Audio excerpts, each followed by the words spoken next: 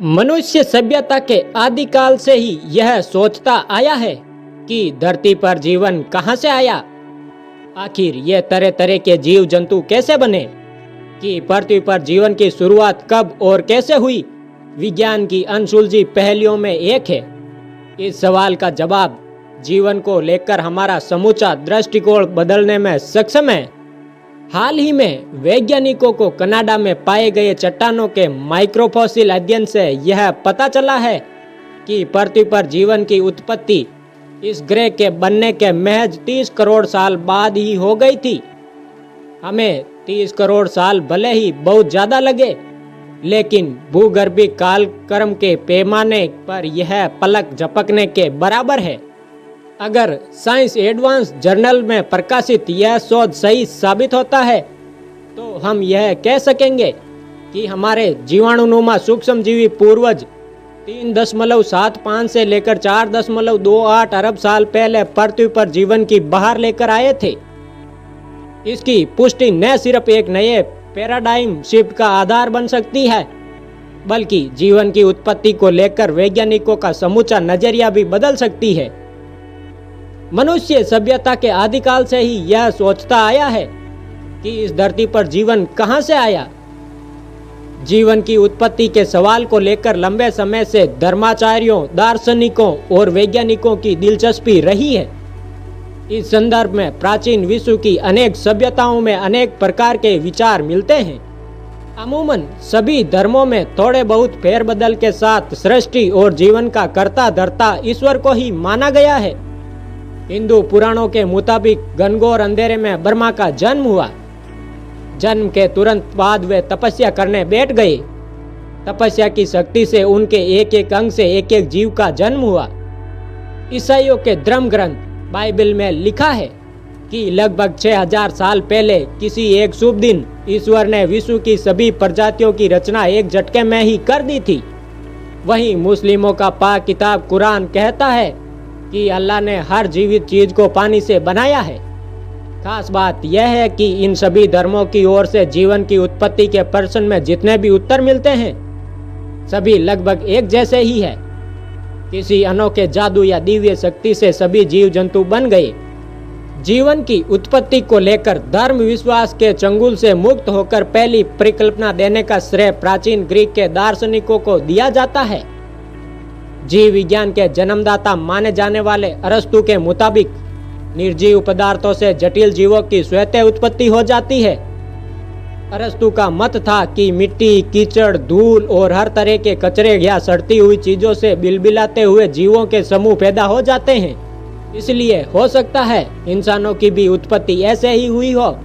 स्वतः उत्पत्ति का यह सिद्धांत तब तक वैज्ञानिकों के बीच जीव उत्पत्ति की व्याख्या के रूप में छाया रहा, जब तक कि फ्रांसीसी सूक्ष्म जीव विज्ञानी लुई पास्चर ने 1862 में अपने प्रयोगों द्वारा निर्विवाद रूप से इसको निर्मूल सिद्ध नहीं कर दिया। पास्चर का कहना था कि जीवन से ही जीव की उत्पत्ति होती है, लेकिन यह सवाल अभी भी बरकरार था कि पृथ्वी पर सबसे पहला जीव कब और कैसे आया था और कहां से आया था।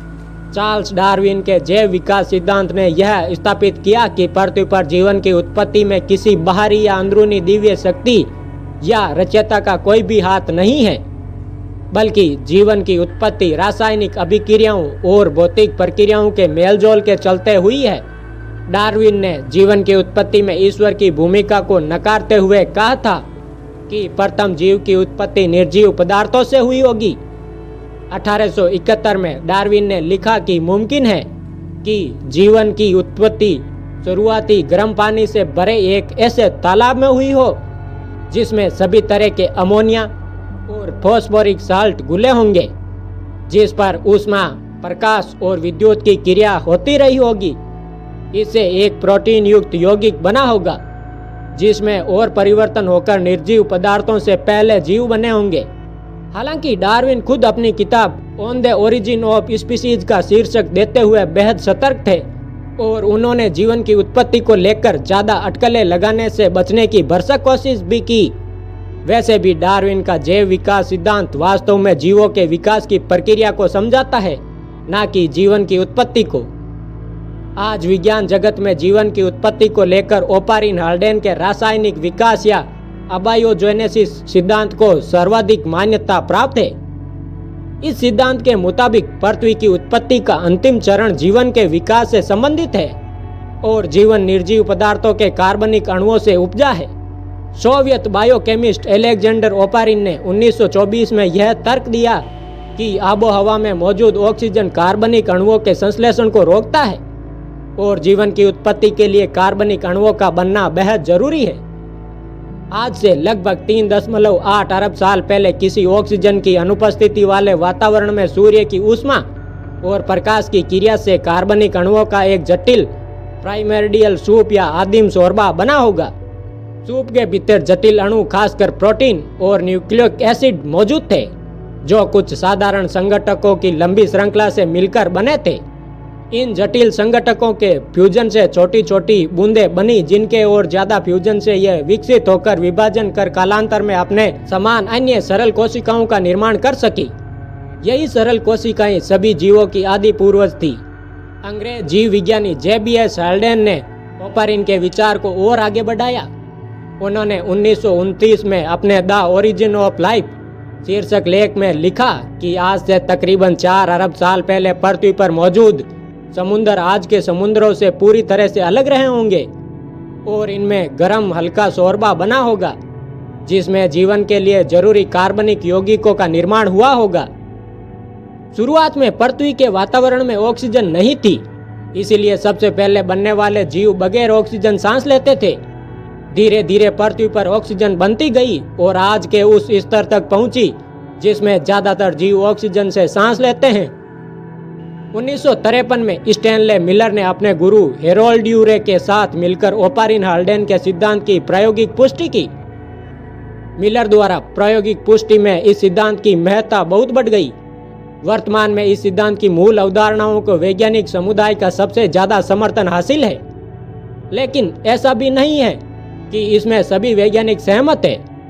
कई वैज्ञानिकों के मुताबिक रासायनिक पदार्थों के अचानक मेलजोल या संयोजन से या फिर फ्यूजन से धरती पर जीवन की उत्पत्ति की बात करना ठीक वैसा ही है जैसे मंगल ग्रह पर कंप्यूटर मिलने पर कोई यह दावा करे कि इस कंप्यूटर का रैंडम संयोजन मीथेन से भरे तालाब में हुआ है।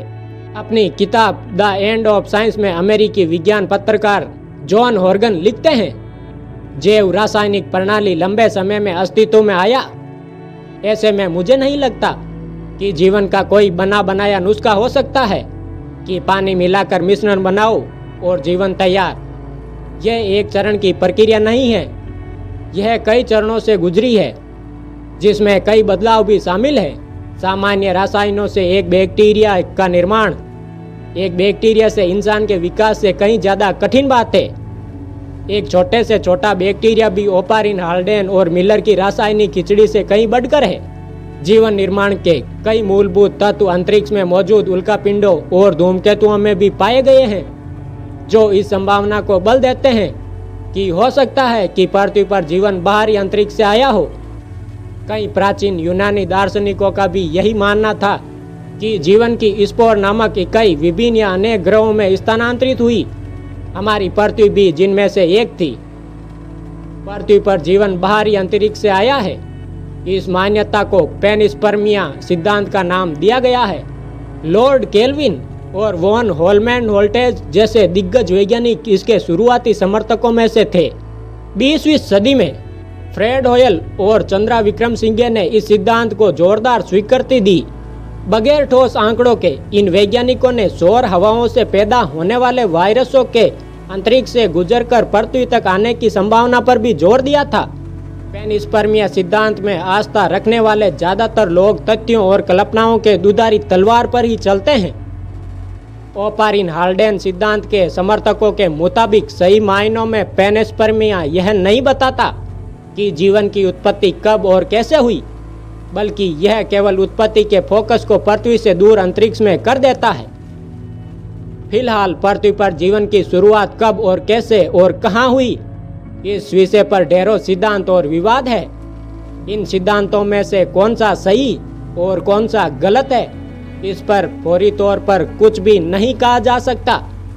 जीवन की उत्पत्ति को लेकर मोहक सिद्धांतों को प्रस्तुत करने का यह सिलसिला भविष्य में भी जारी रहेगा।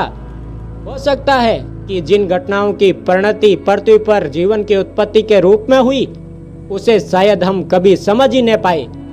किसी ने ठीक ही कहा है कि जीवन की उत्पत्ति विज्ञान की सबसे कमजोर कड़ी है।